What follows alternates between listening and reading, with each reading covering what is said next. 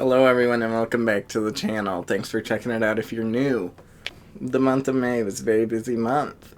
We had a lot going on, a lot of movies, a lot of TV shows, a lot of books, and some video games. Welcome to what I watched, read, and played in the month of May. So starting off the month of May, I rewatched the first Guardians of the Galaxy movie and gained a new appreciation for this movie. If you don't know what this is the debut of the Guardians characters in the MCU. This movie came out in 2014, correct? Yes. This is the ragtag bunch of space goons, as the title implies, guard the galaxy, Space Avengers. This is directed by James Gunn, and honestly, this rewatch might have made it my favorite MCU film. This was back when the MCU was still trying to make movies, and not just paint by numbers, quantity over quality projects. This is obviously available on physical media if you don't already own it, as well as streaming on Disney+. And so then with that, of course, I rewatched Volume 2 as well. Not as good as I remember, still good though. There is no such thing as a bad Guardians of the Galaxy film. This one I don't love it as much as I love that first movie. But definitely if you haven't checked that out, it's got some of the most heartfelt and heart-wrenching moments in the MCU. The chemistry of this cast with the director James Gunn is so good. Again, obviously is available on physical media and digital wherever you want. Also streaming on Disney+. And then after watching those two, obviously I went and saw Guardians of the Galaxy Volume 3, where my theater had these neat little posters they gave out. A great conclusion. It's cool to see something in the MCU have such finality and an actual conclusion, because everything is always when are they going to show up next, and what's the next project, Thor 4 and Captain America 4, and we got to set up all these Disney Plus here. But this was just about these characters and the conclusion to their story, which is why then I went and saw it again the next day with a different group of friends. And then what better way to follow that up than with Muppets Wizard of Oz, the most racist Muppet movie that I didn't know existed. My friends and I watched this for friend of the channel Phil with One Else channel, link up there. Yeah, we all wondered, because this is like the one Muppet movie that's not available on any streaming service, and we quickly realized why. Don't watch this movie. Wait for the video. And then after that, I was still on my Guardians high, and so I watched the Guardians of the Galaxy Holiday Special, which still holds up. It's very cute. It's just a cute little 1 hour thing that James Gunn filmed while filming Volume 3, and it fits so nicely into the continuity and gives some more backstory on things that Volume 3 just kind of opens up with. The Guardians are the perfect space family, and so of course what better way to follow that up with than the Fast family. In anticipation for Fast X, I rewatched Fate of the Furious, thinking that that movie was going to have anything to do with this movie, because I, of course, then watched F9 along with it, so that I could be ready for Fast X. I didn't need to watch either of these movies. These movies spend so much time recapping each other, but I love them. They're so stupid. I will defend that 5 through 7 are actual good movies, but I watched the two worst ones with 8 and 9. After that, I went and saw Fast X with a friend, and it was a lot more entertaining than 8 and 9. Is it a good movie? No, but it's, again, so stupid it's funny. Jason Momoa being the best Joker in recent years was definitely not on my bingo card. Then I rewatched some DC animated movies on Max. Such stupid name change. They dropped the HBO and they turned it to Blue. Every streaming service is Blue. Bring back the purple. But I rewatched Batman Year One. It's a short 60-minute, is an adaptation of Frank Miller's graphic novel of the same name, recounting Batman's first year on the job and how it affects him and the GCPD and everything like that. It's a quick watch. Go ahead and give it a try if you've got Max. Then I watched the newest entry in the Tomorrowverse, Legion of Superheroes. This follows Kara Zor-El, aka Supergirl, as she travels into the future and joins the Legion of Superheroes. Not great. Not gonna lie, probably my least favorite of the Tomorrowverse movies. The Tomorrowverse movies are already kind of hit and miss, and this one was a miss for me. If you've got an hour and a half to kill and max, I mean, go ahead if you're interested, but don't seek it out. And then to close out the movies of this month, some friends and I went and saw the live-action Little Mermaid. This is obviously a remake of the 1989 Little Mermaid, starring Halle Bailey as Ariel, Melissa McCarthy as Ursula. Halle Bailey is obviously the standout in this movie. She really carries. Her and Eric's actor have a lot of chemistry. I actually really like this remake. It's probably the best of the remakes. Granted, the bar was in hell. This one I thought changed a lot of things and it became interesting. Is it something you have to rush out and is going to change your life? No. But I'd say if you have kids and you want to see it, or if you're at all interested, go check it out, or definitely check it out when it comes to Disney+. Moving on into TV shows. The Flash aired its final 4 episodes, which were all a 4-part finale for the series. Yeah, this show kind of went out on a whimper, not gonna lie. Like I've said in every video that I've mentioned The Flash so far, definitely go watch those first, 5.5 seasons. Watch seasons 1 through 5, and then watch the first half of 6, and then you're done at Crisis. Because this wasn't worth it. What was this? The entire series is now streaming on Netflix if you're wanting to check it out. Natalie and I have continued our venture into Vox Machina Season 2. Part 1 of our journey into Season 2 is now on the channel, link above. Keep your eyes peeled, hit the bell, subscribe so you know when the rest of our reaction to Season 2 is coming. The back half of Superman and Lois Season 2 has been going this month, and it's amazing. Such a good storyline.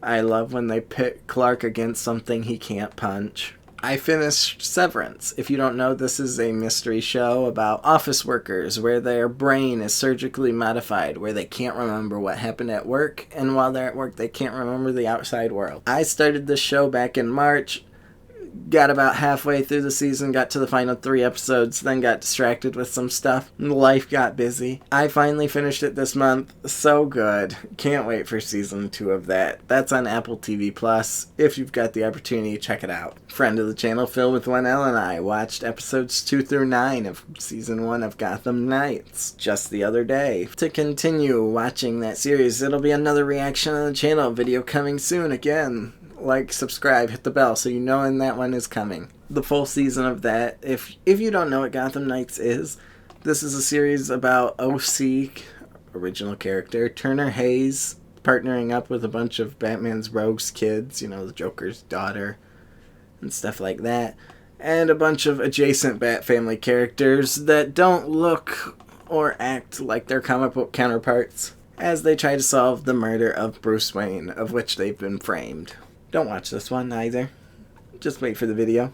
Save yourself the countless hours that Phil and I have lost. Alrighty, moving on into the books. Again, it's all comics this month. At some point I'll get to the paperback novels. Adventures of Superman, John Kent. This is a limited series of John Kent stuck on Injustice Earth. This is issue 3 of 6, so we're halfway through this story.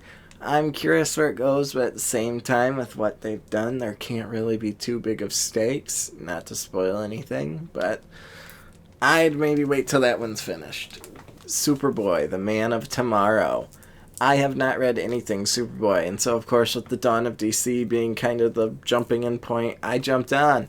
This sees Superboy feeling like he's not needed on Earth because there are so many super people and superheroes. So why does Metropolis need another Superman? So he goes off into the cosmos to find somewhere that needs his help.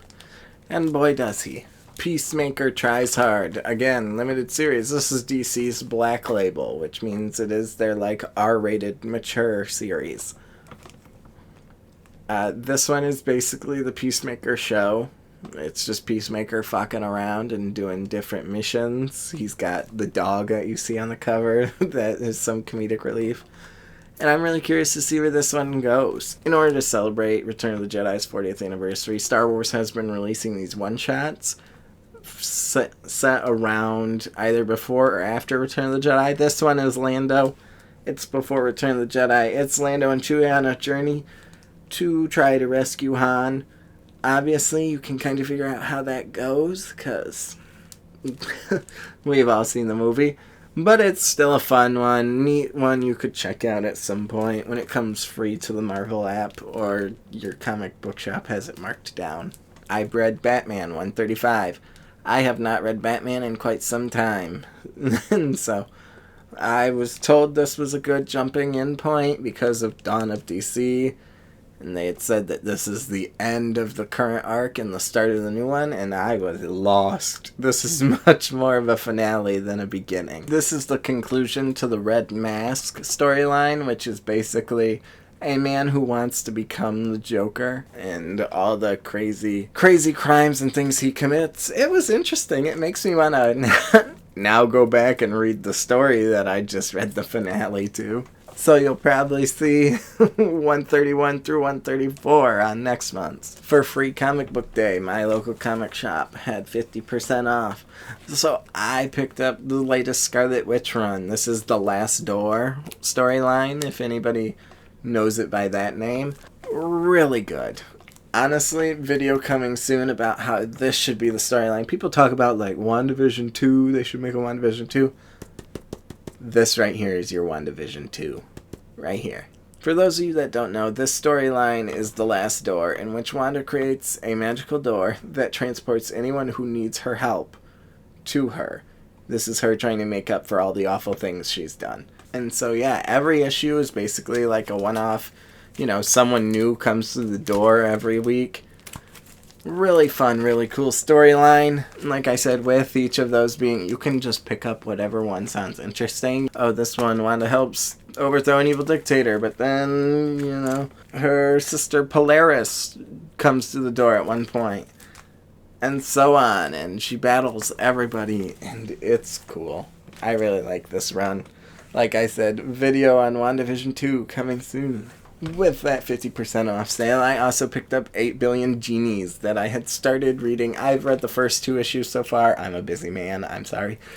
Really good so far. I had this recommended to me by so many people, and I have loved what I've read so far, and I can't wait to continue reading through and finish the story. If you don't know, this is a story where simultaneously, all at once, every human being on the planet is granted a genie who will give you one wish. And I'm sure you can imagine the craziness that ensues. And each issue jumps further and further down the timeline.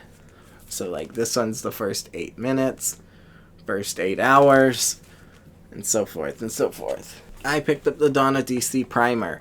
This is free at your local comic book shop. My comic book shop still has a huge stack of them, so go check it out. If you're interested, go check your local comic book shop or give them a call. This is basically a little prelude / not essential reading, but gives you kind of an idea of where Dawn of DC is going next. Again, it's free. Why not? Check it out. The new run of Titans. Again, another one where I've never read a Teen Titans book, but this seems like a good point to jump in. After Dark Crisis, the Justice League is gone, and who must step up as the world's protectors but the Titans? No longer the Teen Titans, just the Titans. As you can see, there's an interesting individual of Wally West and his Flash in the lineup. I think that's pretty interesting, as the Flash usually isn't a member of the Titans. But yeah, so far this one sets up a murder mystery whodunit, and I'm curious to see how it continues on. We are now on issue 4 of Superman, and we're starting a new storyline, a new arc. Books 1 through 3 were a contained storyline, like you could read just those 3.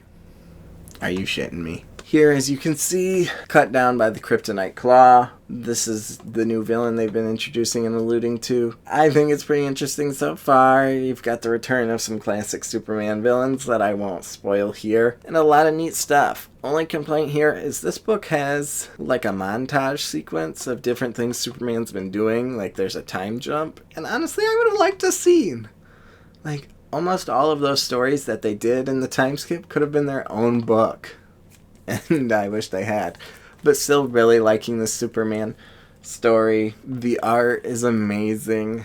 And yes, definitely pick this one up if you're at all interested. Great Superman jumping in point. Now the same can't be said for Superman Lost. This is a special one-off Elseworlds story for Superman's 85th, where Clark finds himself lost in space, and when he returns, there's been some timey-wimey shit, and it's been like a few hours for Lois, and it's been 20 years for Clark. It's interesting enough. It's a bit of a slow burn so far. Clark isn't really making much progress, and so I'm curious. There are some things we've seen from like the cover art, and while cover art isn't always accurate to what happens in the book, I'm hesitant with what we've seen in future issues of this storyline.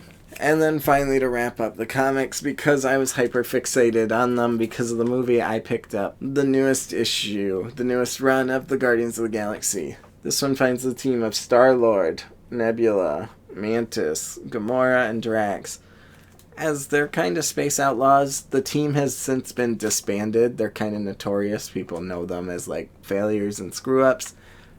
And they're trying to save the galaxy from an event called Grootfall. At this point, we don't know really what Grootfall is. We just know that it is Groot, like, eating planets like he's Galactus. And so I'm curious to see how that story develops. I've never read any Guardians. The only Guardians experience I have is the video game and the movies. And so I thought this one sounded like a pretty easy jumping in point. So far, I think so. And I'm curious, like I said, to see where this Grootfall thing goes. Finally, we have the video games, and I'm a creature of habit. We have Overwatch 2. Season 4 is still going. It's pretty alright.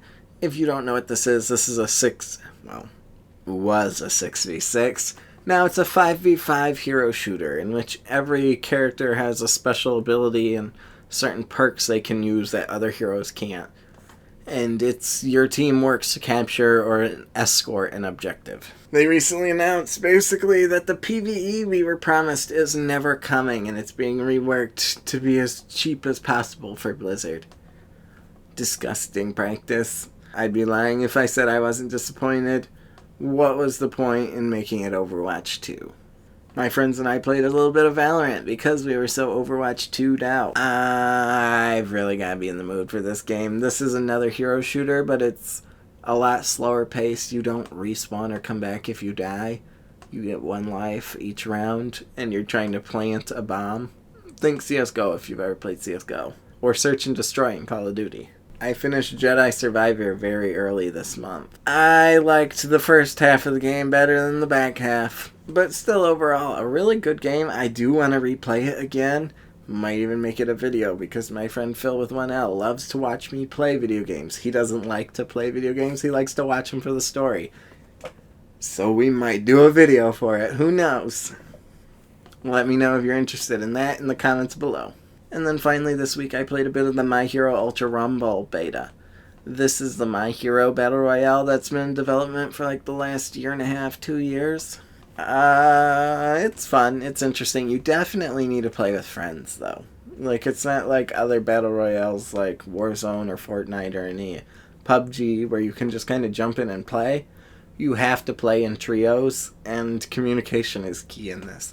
I think it's fun. Definitely needs some balancing. Right now, the beta's only on PlayStation, when I would much rather be playing it on my computer. So, who knows? My friends and I will probably give it a whirl when the full launch comes. And that, folks, was everything I watched, read, and played in the month of May. Let me know if you watched any of the same things, played any of the same things, read any of the same things. If not, let me know what you watched, read, and played this month. Did anything I talk about spark an interest in you? Let me know down in the comments below. Don't forget to like and subscribe, hit the bell so you know when that next one's coming, and I'll see you in the next one.